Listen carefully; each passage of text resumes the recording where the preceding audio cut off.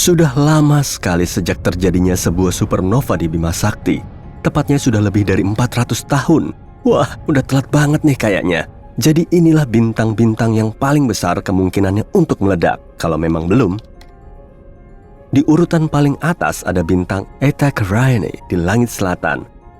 Huruf Yunani sebelum nama rasi bintang menandakan tingkat kecerahan bintang dalam rasi itu.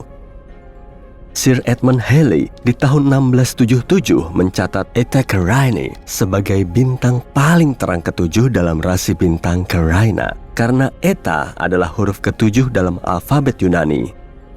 Bintang ini mungkin gak kelihatan begitu terang bagi Sir Edmund dan orang-orang pada zamannya di abad ke-17.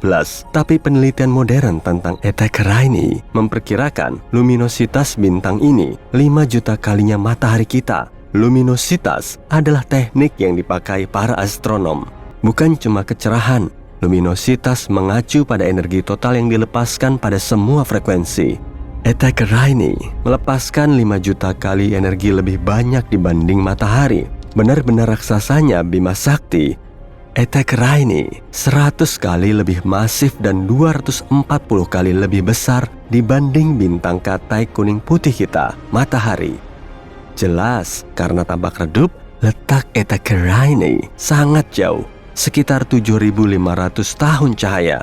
Tapi, bahkan dalam jarak sejauh ini, kalau bintang ini mengalami hipernova, ledakannya masih tetap bisa berdampak terhadap lapisan ozon bumi, mengganggu komunikasi satelit, dan membahayakan para astronot. 159 tahun setelah pengamatan Halley, Eta Carinii mengalami ledakan mirip nova. Bintang ini meningkat dari bintang yang relatif redup menjadi bintang kedua paling terang yang bisa dilihat dari bumi, tapi cuma dalam periode 27 tahun.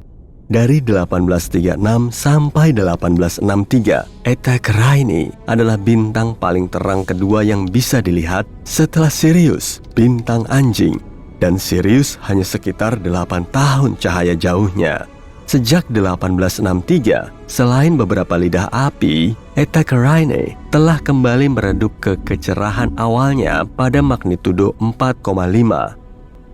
Para astronom berutang permintaan maaf kepada kita yang mungkin nggak akan kita dapatkan segera atas tata nama magnitudo bintang. Makin cerah sebuah bintang, planet, ataupun bulan, makin rendah pula magnitudonya. Jadi, bintang-bintang yang lebih terang dari magnitudo pertama memiliki magnitudo 0 atau negatif. Bulan purnama misalnya bermagnitudo negatif 13. Bintang bermagnitudo positif 4,5 kayak Eta Carinii cukup redup kalau dilihat dari bumi, tapi bisa dilihat dengan jelas di langit malam tanpa polusi cahaya atau awan. Jika kamu tinggal di area selatan lintang Kairo, Mesir, 30 derajat lintang utara adalah posisi paling utara bintang ini yang bisa kamu lihat. Nah, sekarang ini Eta Carinii kayaknya lagi rencanain sesuatu. Bintang ini jadi terang lagi dan sekarang lebih terang dibanding kapanpun sejak 1864. Ini adalah situasi yang rumit. Sebenarnya, Eta Carinii terdiri dari 2 bintang, Eta Carinii A dan Eta Carinii, yap benar, B. Ada bintang ketiga di dekatnya yang juga berinteraksi dengan dinamika bintang ganda itu.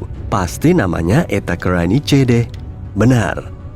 Meledak menjadi 2 bola gas luar biasa masif yang meluas sejauh sekitar 32 juta kilometer per jam. Nggak diragukan lagi, Eta Carinii adalah salah satu bintang dengan tampilan paling aneh yang pernah kamu lihat. Tapi ingat, letaknya 7.500 tahun cahaya dari kita. Kalau ada sesuatu yang terjadi pada Eta Carinii dalam 7.500 tahun, kayak hipernova misalnya, kita nggak akan bisa melihatnya, sebab radiasi elektromagnetik Eta Carinii belum nyampe ke sini.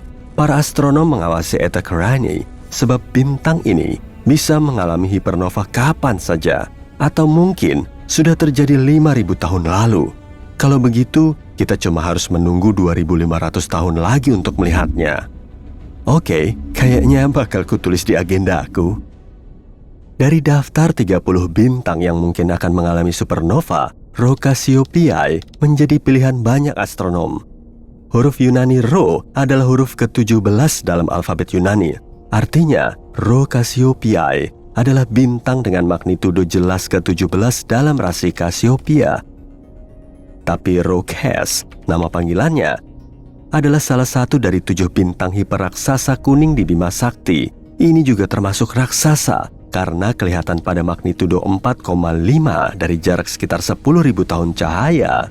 Rokes pasti bintang yang sangat besar, bintang hiperraksasa. Kalau diletakkan di posisi matahari, Rokes akan meliputi orbit Mars. Tapi bintang ini masih kuning, bukan bintang raksasa merah. Merah mengindikasikan suhu permukaan yang lebih dingin. Suhu di permukaan Rokes yang sebesar itu masih sepanas matahari kita, atau bahkan agak lebih panas. Itu cuma berarti 2 hal. Jauh di dalam intinya, Rokes melebur atom yang jauh lebih berat daripada hidrogen atau helium. Selain itu, Rokes menghasilkan jauh lebih banyak energi dibanding bintang raksasa merah. Di tahun 2000, Rokes mengalami letusan besar. Bintang ini menjadi terang sampai 2 tingkatan magnitudo ketika mengeluarkan materi 10.000 kali massa bumi ke ruang angkasa dalam 4 kali kecepatan suara. Para astronom mendeteksi tanda-tanda titanium oksida dalam letusan ini.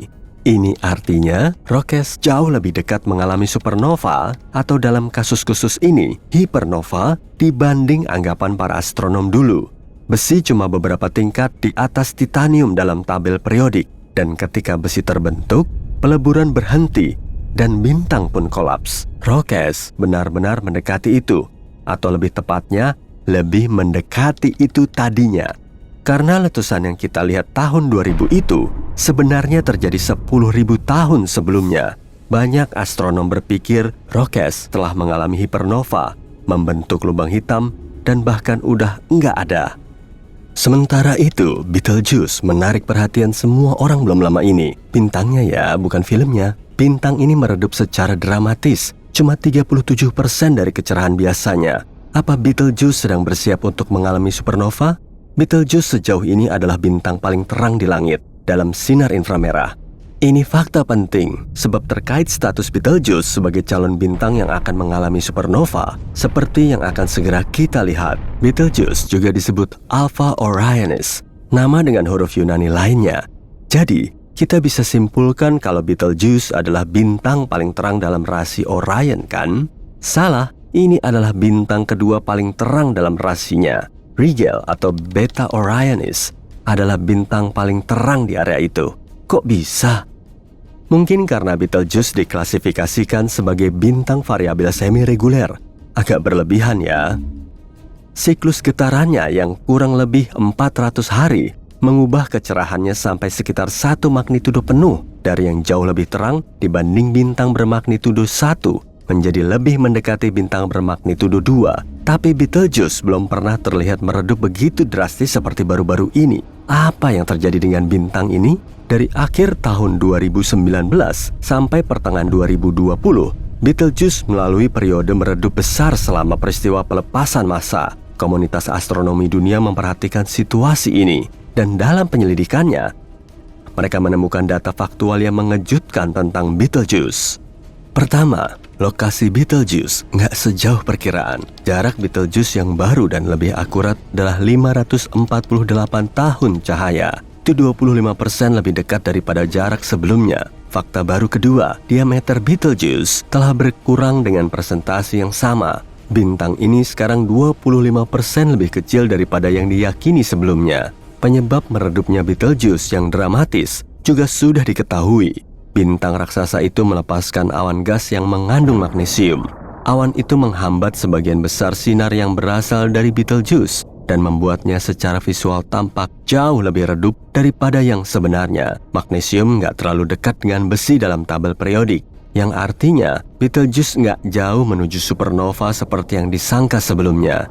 Ketika besi mulai terbentuk di dalam bintang, artinya bintang itu hampir menutup reaksi peleburannya. Langkah berikutnya adalah ledakan. Betelgeuse belum sampai ke sana. Bintang ini melepas sebagian energinya sebagai sinar inframerah, dan ini mengindikasikan bahwa intinya kemungkinan besar masih membakar helium, bukan sesuatu yang akan meningkatkan panas, seperti karbon misalnya. Betelgeuse tetap akan mengalami supernova, tapi masih butuh 100.000 tahun lagi. Kamu bisa mencoretnya dari daftar supernovamu untuk saat ini. Sementara, untuk pelafalan Betelgeuse yang benar, Kamu bisa membacanya sesukamu aja. Ada banyak pengucapan yang berbeda di luar sana. Sebanyak orang yang mengira tahu cara melafalkannya dengan benar. Supernova 1987A mengejutkan para astronom ketika menerangi awan Magellan besar 100.000 tahun cahaya lebih dari Bima Sakti. Saat itulah perhatian beralih kepada bintang serupa yang jauh lebih dekat dengan bumi, Rigel, dalam rasi Orion. Mungkin Rigel mengejutkan kita dan tiba-tiba mengalami supernova. Ada sesuatu yang disebut masalah supernova yang mungkin harus kamu tahu, sebab mungkin ada kaitannya dengan Rigel yang akan mengalami supernova atau enggak. Sepertinya bintang-bintang dengan massa 17 kali massa matahari enggak selalu mengalami supernova. Baru-baru ini sebuah bintang raksasa merah menghilang begitu saja. Yap, bukan mengalami supernova, tapi hilang gitu aja. Ini sering terjadi dalam simulasi supernova di komputer. Dan sekarang akhirnya terjadi dalam kehidupan nyata. Massa Rigel setara dengan massa 21 matahari.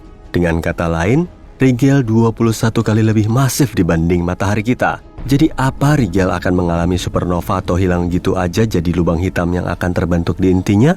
Para ahli astronomi dan fisika melanjutkan studi mereka tentang dinamika bintang-bintang masif, menjelajahi langit untuk mencari supernova berikutnya dalam galaksi Bima Sakti. Sementara itu, kita bisa yakin bahwa kita di bumi nggak terancam bahaya karena dampak ledakan supernova terdekat. Kita hidup di lingkungan bintang yang tenang dan damai, kecuali orang-orang Mars tetangga kita itu.